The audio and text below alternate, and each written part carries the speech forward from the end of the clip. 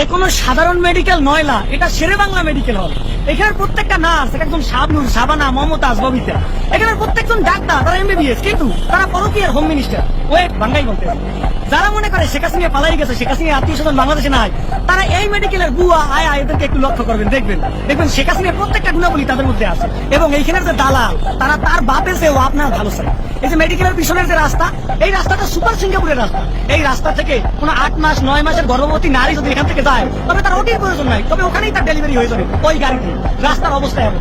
এখন বিস্তারিত এই যে এইখানের যে নার্স, এরা এক একজন সাজা পুড়িয়ে থাকে, এবং আপনি যদি ডাকতে যান, তারা কি যে অভিনয় করে, একজন আর একজনকে বলে তুমি যাও, তুমি যাও। এই যাওয়া আমার মধ্যে আপনি নিশ্চিত এই মেডিকেল থেকে কবরস্থান চলে যাবে। এইখানে যে ডাক্তার, তারা বলছিলেন পরকীয়া হোম মিনিস্টার। কেন বলি?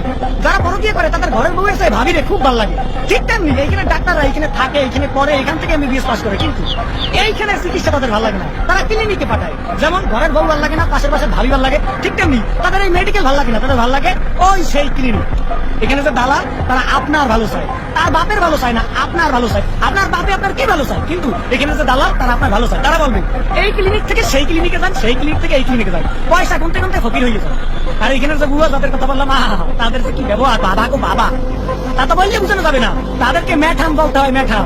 তাদেরকে বলতে হয় আপা একটু আসেন, আপা একটু ক্যাপিটালটা পড়ান, আর পয়সা দিন। এইখানে পয়সা ছাড়া কোনো কথা হয় না, টাকা যে কথা বলে, শেরে বাংলা মেডিকেলটা সবচেয়ে বড় প্রভাব। আপনি যদি হতভাগ্য রোগী হন, তবে মনে রাখবেন আপনি তো রোগী নয়, আপনি এসেছেন এটিএম কার্ড। চাপে চাপে টাকা, লিফটে উঠবেন টাকা, ট্রলিতে উঠবেন টাকা, কেটেনা পড়বেন টাকা, এমনকি বাথরুমে যাবেন টাকা, বাদ দিলেও টাকা দেবেন।